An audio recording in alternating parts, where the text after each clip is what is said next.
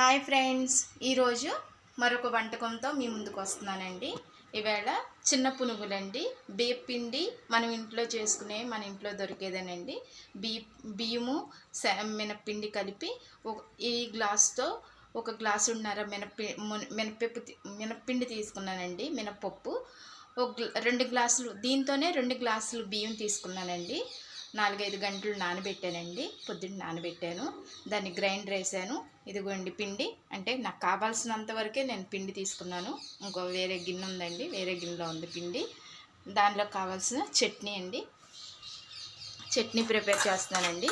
వేరుశనగ గుళ్ళు కొన్ని, 2 పచ్చిమిరకాయలు తీసుకున్నానండి. దానిలోకి ఇదిగోండి కొన్ని వేయించిన శనగపప్పు అండి, పుట్నాల పప్పు. టేస్ట్ అయితే చాలా బాగుంటుంది.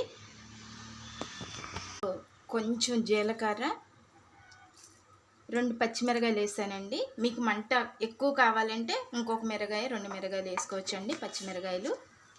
దానిలోకి కొంచెం చింతపండు, ఒక 3 వెల్లుల్లిపాయ రెబ్బలండి వేసి మిక్సీ పట్టేస్తానండి. పెట్టుకోవడానికి కావాల్సినవండి.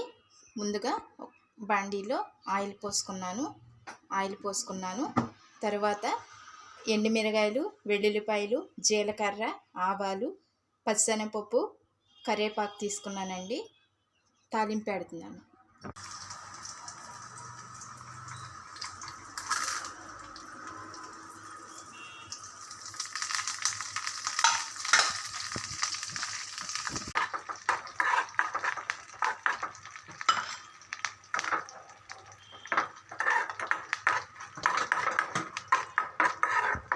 నూనె వేడైందండి.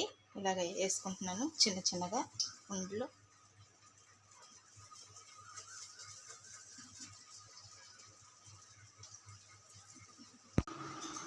పప్పుల చట్నీ, పునుగులు, చిన్న పునుగులు అయిపోయిందండి.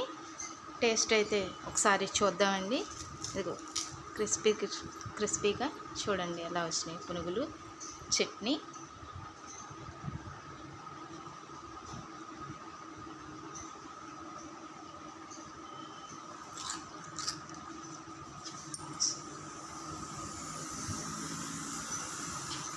బాయ్ అండి. నచ్చినట్లయితే please like and share and subscribe అండి.